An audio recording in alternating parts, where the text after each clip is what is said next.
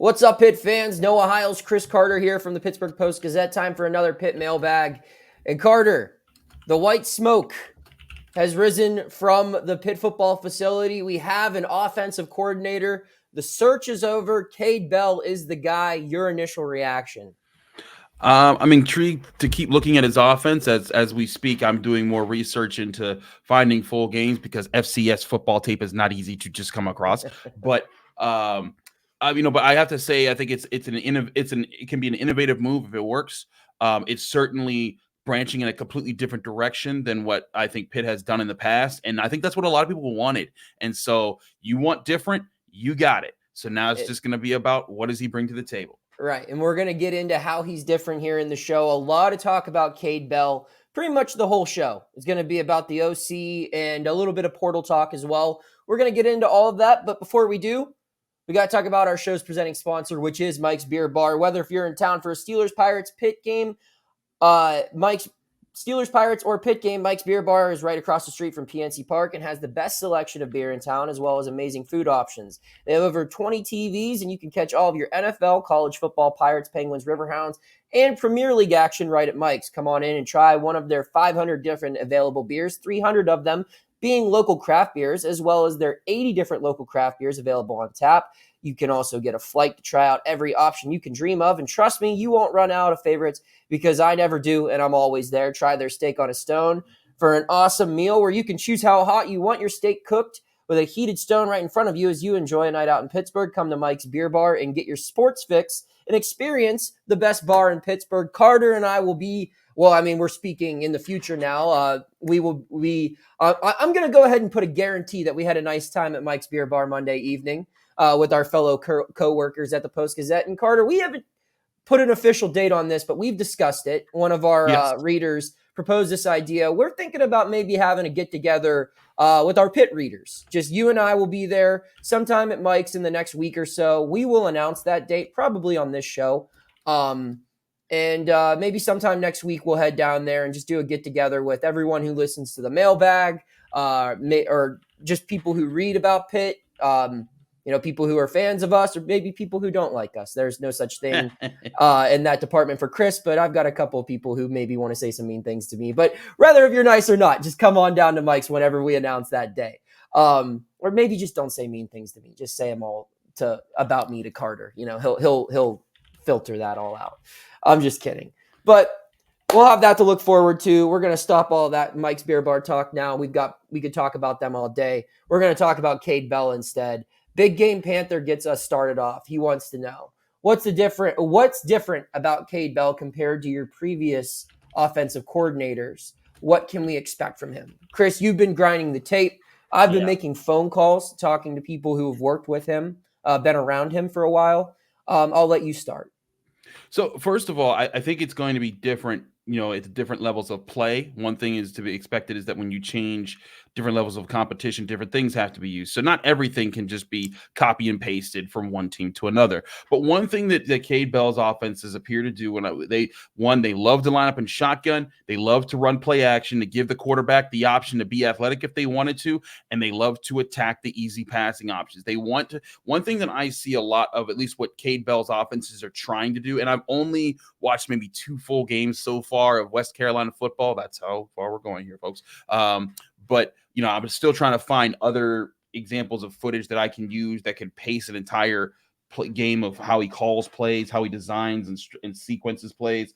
But one thing I see a lot of, he wants to test you on this, to the sidelines, to the middle, and kind of balance you out so that you're always in a guessing game when it comes to the passing game. And then he uses the quick passing game early to set up the deep shots and the run game. And he doesn't abandon the run. Like, it's not like he doesn't want to, but I think that what you're going to see is a lot of plays where Pitt's going to line up in the shotgun. You're going to have a single running back to the right or the left of the quarterback. They're going to fake a handoff, and it's going to be a quick pass to the outside for a pop pass, or it's going to be a slant, or it's going to be two different concepts with either a tight end and receiver on one side or 2 receivers on the other. And those concepts are playing off of each other to give the quarterback, hey, if they're in man, go this way. If they're in zone, go that way. That's at least the structure that I'm seeing right now. And again, this is very preliminary, and I don't even know how much of that Cade Bell is going to use in the ACC, because again, it's different levels of competition. But that's at least the structure that I've seen so far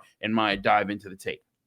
Yeah, I mean, I've watched less tape than Chris, and like he said, there's just not a ton of it out there because this guy's pretty much all of his coaching career has taken place at the FCS level or lower. His stints prior to Western Carolina took place, majority of them at Division II schools. His only FBS experience has come at South Florida, where he was a quarterback's coach when his dad was the offensive coordinator for the Bulls. He's never coached at a Power 5 program for anything, even as a graduate assistant. So I think what you're getting here, to give you a less analytical answer, a less X's and O's answer, what you're getting here is something very raw, where if you look at the past offensive coordinators that Pat Narduzzi hired, you had long track records of guys that you could look at and say, okay, well, this is what he did here. This is what existed there. I mean, you could go Cignetti, Whipple, Watson. I mean, those guys that were in their 40s, 50s, 60s when they were hired. Even Matt Canada, who was considered young, was, I believe, 44 in his year as Pitt's OC. Cade Bell is 14 years younger than that. This guy graduated high school last decade. So this guy is young. And I think that he's your age. He's a year older than me. Yeah. So Noah's trying to flex. Well, I'm just saying, but that's impressive. That it's hard to believe that this is what ended up being Pitt's offensive coordinator, because it's kind of the opposite of what a lot of people predicted. Narduzzi's kind of in the past been reluctant to go with the young up and comer because he wants continuity. He wants someone who's not going to succeed and take a job elsewhere. And that's what you risk when you hire someone who's 30 years old. But at the same time, that's what Pitt should want. Pitt should want the young, unknown, high-rising offensive genius. And I'm not sure if Bell is that or not. We'll find out. But this was a gamble here, and it was something completely out of Narduzzi's comfort zone. But based off of just the stats and the little film that I've seen, I think there's a lot to like as far as what it can bring to Pitt. I think the strength on Pitt's offense right now is in its skill positions, with what it has returning with Kenny Johnson, Day Reynolds, Konate Mumfield, with what it has coming back at tight end, with what it's targeting in the transfer portal right now. You look, a bulk of their offers made in the portal are skill, or not skill guys, just wide receivers. They've offered at least 10 to my count. So they're clearly going to try to load up at that position, and they're going to get a lot of people involved, and it's going to be, high mode. I won't say high octane. I don't want to, make anyone panic. Just bringing back the bad memories. But it's going to be a lot different than what we've seen from Frank Cignetti. And I'll add this in as we wrap this up, Carter. Just going by what I saw, I'm not sure Nate Yarnell is the best quarterback on the roster that fits this offense. I think it's a good question. This might be an offense that better suits another quarterback, one that we saw last year, who was brought in by the former offensive coordinator. I'm talking about Christian Bayer, which we'll talk a little bit more about later in this show. So Rico wants to know, as we move on, was Bell the OC that Pitt wanted from the start of this search, or was he a guy whose name moved higher on the list because others passed on the job? I'll start with this. I know for a fact he wasn't the first name on the list. And if you hear different, then that's just a lie. And nor should he have been. Let's be real. Pitt's a Power 5 program. They probably had to do a little bit of digging to even stumble upon Cade Bell. Whereas you look at other guys who interviewed for the job or were at least offered the job or talked to about the job, they're more known. Like Seth Luttrell was a guy that Pitt had interest in, but he's now Oklahoma's offensive coordinator. There was, of course, Brian McClendon, someone that I heard a ton of information on earlier in this search, about a week in. What ended up happening there, from what I've been able to gather, is that McClendon, and this totally makes sense in my opinion, McClendon is a guy who played at Georgia. I believe his dad played at Georgia. He left Georgia for like a couple of years, accepted a lateral move, or a wide receiver coaching position at Miami, and then turned that job down just a couple of days later when Georgia offered him the same position. And when you look at what's going on with Georgia staff right now, there's a lot of departures because of the guy who took the Syracuse head coaching job, and some guys are following him there. I think what happened was McClendon used this opening, used Pitt's interest in him as an opportunity to potentially get some more money out of the Bulldogs and solidify his longstanding spot on that staff moving forward. I know that his interest was nowhere near as what it looked to be when I was told about his stock rising in the search a couple of weeks ago. But that stuff's going to happen for any offensive coordinator search at any program. So I know McClendon was up there on the list. I also know that Pitt reached out to Joe Moorhead, really early on in the search, which he kind of turned down himself. I don't even think he interviewed for the job, but I know that he was at least approached. So yeah, there were more experienced guys contacted, but that's not necessarily a bad thing that Kade Bell was, not the first or second choice. I mean, Mike Tomlin wasn't the Steelers' first choice in their coaching search. They had to interview a couple of people before him. And, regardless of what you think about his coaching abilities currently and where they stand, I'd say that was a successful hire for the Steelers, looking back all these years and all these ways. Don't make this show controversial, no. Right. No, I know. But I'm just saying that just because it's not the first name on the first day of the list doesn't necessarily mean this is a horrible hire. I will say it's a gamble because this guy has no experience at the Power 5 level. So if it works, Narduzzi's going to look like a genius. But if this is another failure to the level of Cignetti, it looks a lot worse. This could be like borderline a fireable offense. Because that's the gamble you take when you hire someone like this. I mean, you brought up Tomlin. I think a comparison is Matt Canada. Matt Canada had no NFL experience before the Steelers hired him. Granted, he was hired as a quarterback coach and then went up to OC.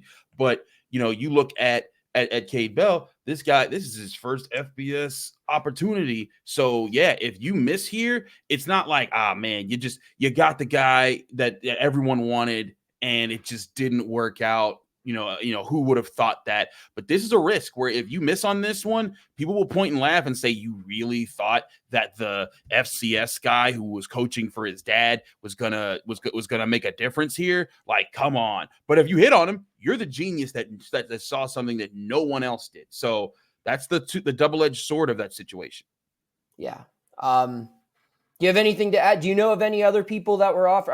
I forget who all we reported. Mac Leftwich, former North Allegheny star. He was interviewed. I don't think he was ever higher on the list than Bell. No. Though I think he was just kind of an extra interview. Jurkic, that was the other name. And that was a late interview to my understanding. Yeah. My guess was Bell kind of came onto the scene after 3 or 4 guys off the top of, at the very beginning, there were like 3 or 4 experienced guys that you just sent out feelers to. None of them probably even interviewed yet. And then once they kind of knew where they stood with those 3 or 4 guys, they put together a list of a whole bunch of different candidates to see what was really out there. And I think Bell was a part of that group of people. But nonetheless, I mean, this wasn't their only option. And there were more experienced guys out there to hire. So I agree. He clearly did something to impress Pat Narduzzi. So do you have anything to add there? Sorry, Carter. No, that was it. I think we're on the same page there. All right. So John wants to know, now that Bell is official and Coach Underwood is the only assistant confirmed to be sticking around so far, are you expecting any assistant coaching turnover on the offensive side of the ball? I'll let you start, Carter. I think, maybe a little bit. But another thing with a young coach coming in, this guy's 30 years old. You might want older guys around to help him. But you also, there's another kind of way to think about that. You also might want younger guys with him because Underwood's confirmed to be sticking around. And I think that's really good news because I think he's a really good position coach and he's part of the future. And I also think that he also, let's say Kade Bell blows up in the next 3 years. And all of a sudden he's a guy that a lot of teams want because Pitt's offense is relevant and everyone thinks it's really exciting. Tyquan Underwood could be the next candidate that becomes the Pitt OC down the line. And I think that that's kind of what might be leaned to if things work out in the right way, but we're getting ahead of ourselves. But I do think that there's still questions about guys like David Borbley and Andre Powell, older guys who've been around the program for quite some time. And, their groups weren't as, sharp this year. Special teams hasn't been great for Pitt. And running backs, kind of was a middling situation, whereas the offensive line, wasn't too hot this year. Granted, they dealt with a ton of injuries. I'm not saying they're definitely gone, but I do think that they're going to consider their options there as far as who can they bring in that would best assist Kade Bell in that situation. Because I do believe this, was they're excited for his innovation. I'd bet that they're going to want people to help him organize the offense because, Pat Narduzzi in his official statement talked about, his ability to create relationships, and that's great and all, but it's different creating those relationships with FCS kids than with, D1 FBS kids that are looking to make the NFL, that are looking in the transfer portal every second, that are getting NIL money left and right.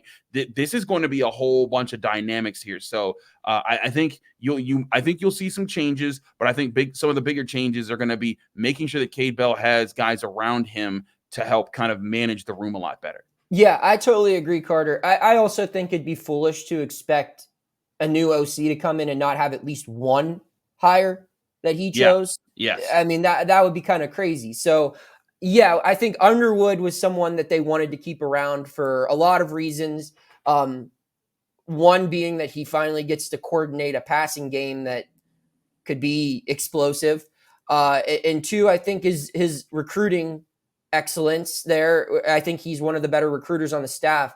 And on that note, your OC has never really had to deal with NIL in recruiting. Right. Like Exactly. That's not nearly as big of a factor in recruiting at the FCS level as it is here at Pitt. So that's one thing. The portal, same thing. I mean, yeah, you have guys entering and leaving the portal, but it's a totally different thing at a Power 5 program. And he's never even really had to recruit legitimate Power 5 talent. I'm sure, he sent some feelers here and there early on, but the guys that Pitt wants are not in the conversation with FCS teams. At least they shouldn't be.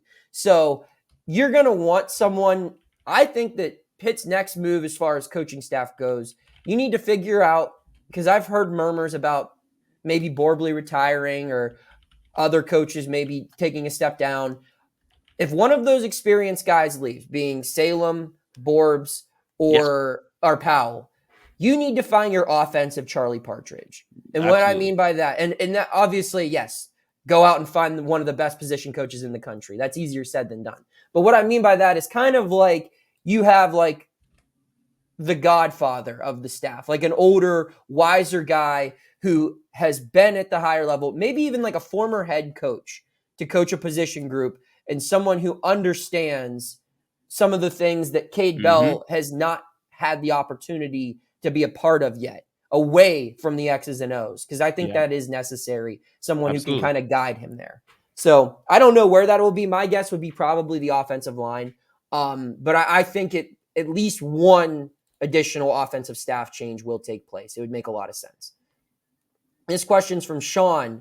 He wants to know, let me find it. How closely tied to the offensive system are the recruits that Pitt goes after? Meaning, were some offensive incoming players brought in to fit within a Cignetti-style offense additionally, while most of the fan base and probably most of the players are happy about the new OC hire? Do you see any players decommitting or transferring because they had a strong relationship with Cignetti? Well, here's the thing. I mean, Cignetti wasn't here that long. He was here for 2 years. So who all did he bring in? He brought in the offensive players in this freshman class, which are wide receiver heavy. None of those freshman receivers have entered the portal yet. So, and I think that speaks to the relationship they have with Coach Underwood. And Kenny Johnson just Monday declared that he was returning. Right. So that says something to me right there. Offensive linemen can adapt to a lot of different schemes. I mean, it's not completely, turnover guaranteed. Like if you're recruited to block in a veer offense, you might not translate well to something a little different than that. But I don't think that anyone would be discouraged, I would say. I think that this is probably something that everyone on the offense wanted to be a part of. Obviously, Pitt did have a decommitment this weekend. Yasin Willis flipped his commitment to Syracuse, and that's a big loss. I see some people downplaying it on Twitter. He's the highest ranked national recruit in this class. And now Pitt has just 8 offensive players in its 19-member 2024 recruiting class, and only 3 of those 19 guys are skill positions. So they really don't have a lot of incoming skill in this class, which clearly you want. But that's going to be where the new OC comes into play here. I think that they're going to be able to fill some openings from the portal.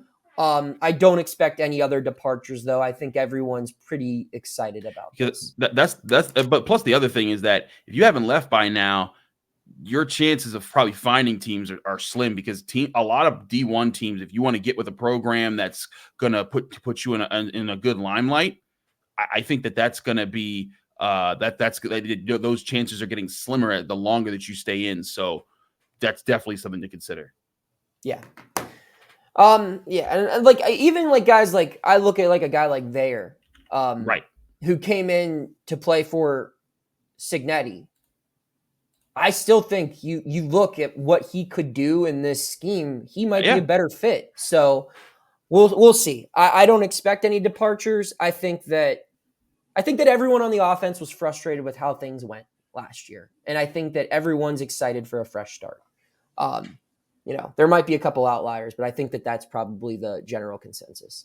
Final question of the day comes from Duke. Does the transfer portal tend to help or hurt teams that are around the same level as Pitt? Overall, has the transfer portal hurt Pitt or helped them? I'll let you start, Carter.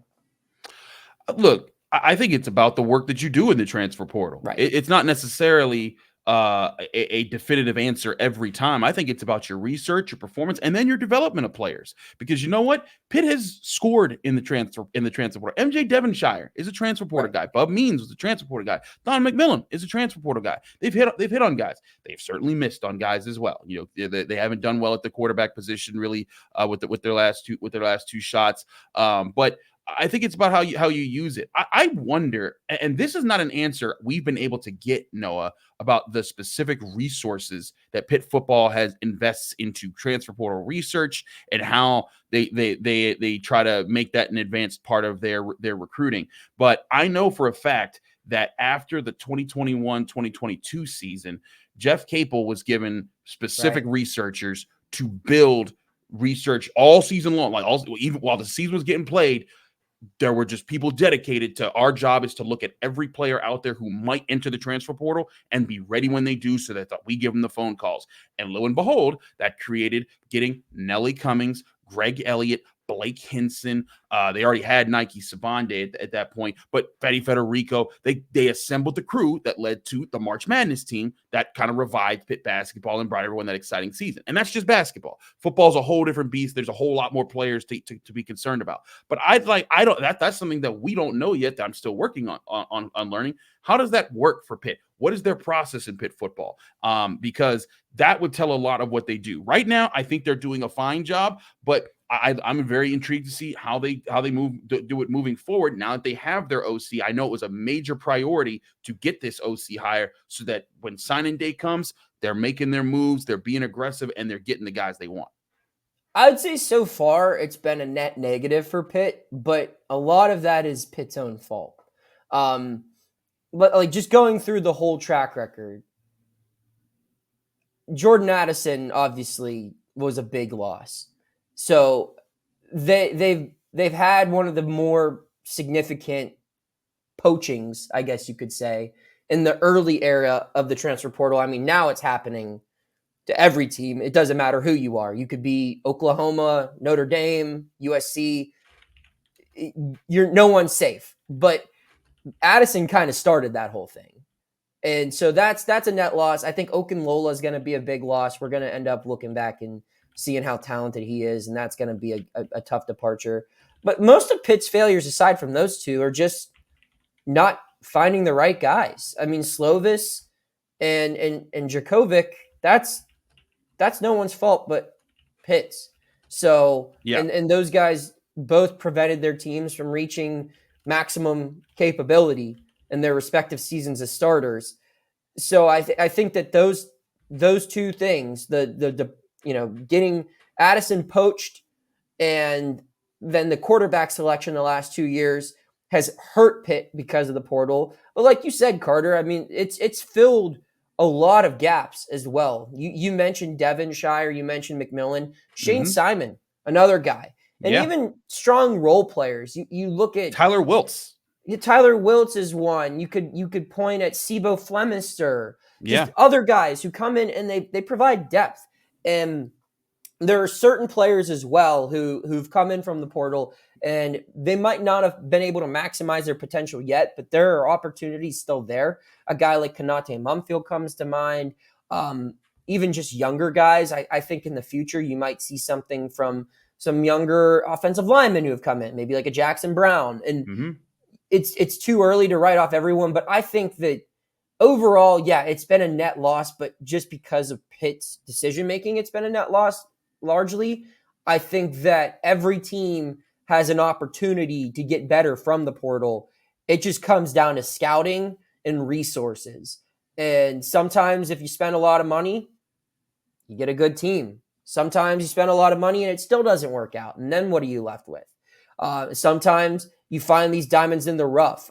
One thing that I think is worth pointing out as we conclude this is because of the portal and because of COVID eligibility, there are a lot of really good high school football players who didn't start their careers at Power 5 programs because the Power 5 teams were poaching guys with extra eligibility from mid-majors, from Group of 5 teams. So you see a lot of talented guys right now playing at Group of 5 programs that are now in the portal and who probably should have started their collegiate careers at a Power 5 program, at a Pitt, at a Syracuse. But instead, they started at a Kent State or an Akron because those were the only available opportunities for them. And they now are going to come to a Power 5 school and have years of college experience under their belt and be ready to go from day one. And I think that that's where Pitt can really benefit. Pitt's never going to outbid an Oklahoma or a USC for a big-time quarterback. But where it can thrive is finding those guys buried on a really talented team's depth chart or those diamonds in the roughs from the Group of 5 schools who probably should have always been a Power 5 player. And if Pitt can identify those players, then it's going to really have a better roster. And that's what teams like Pitt need to do. So. Yeah, I agree. It's about your research. And sometimes it's about pure luck. Like, that's the other thing. This is not easy. Like this takes a whole lot of work and research, and you could do all the work and research you want and still be wrong. It's like the NFL draft. Like how many times every year do we hear, oh, this guy's gonna be the truth? And there's more film on guys going to the NFL draft than there are some of these kids we're talking about out of the portal. So like I think that's the other thing is people have to realize it is a throwing darts at a dartboard.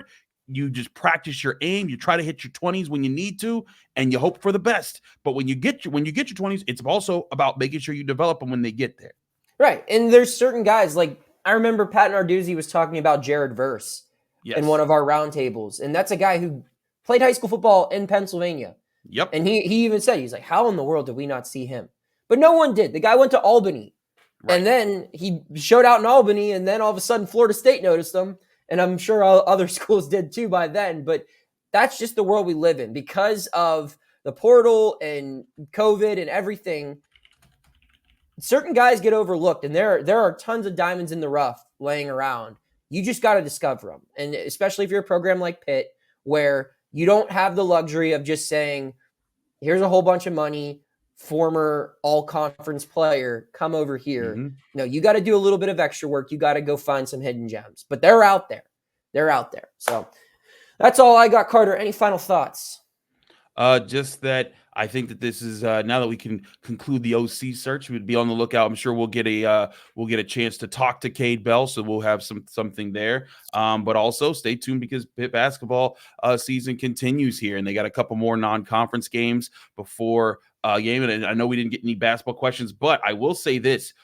I know that these are two non-conference games, and South Carolina State is a big deal, but Purdue-Fort Wayne is pretty high up in the net. Yes. That is going to be a much bigger game than people realize. And I think that that's one that if Pitt wins, it'll be a big resume booster. Purdue-Fort Wayne might be one of those teams that like goes on a Sweet 16 run. Like that's what the way their analytics are looking. But we'll talk more about Purdue-Fort Wayne later. On the note of closing thoughts, be sure to follow Abby Schnabel this week. She's heading down to Tampa Bay to cover the Pitt volleyball Final Four run that they're on. She has a whole bunch of stuff planned as far as features and previews, all that kind of stuff. You can read all of that at post-gazette.com, but she's got a lot of good stuff planned. And maybe Chris and I will get involved in some way, shape, or form on the volleyball run as well, because there's a lot of great stories to tell. But that's all we got. Hit that subscribe button if you haven't already, and keep tuning in to this YouTube channel and podcast network for all of your Pittsburgh sports coverage by the Pittsburgh Post-Gazette. Take care. Thank you for checking out this content from Post-Gazette Sports. If you watch this video on YouTube, please like the video and subscribe to our channel. For all of the sports coverage the Post-Gazette has to offer, visit post-gazette.com.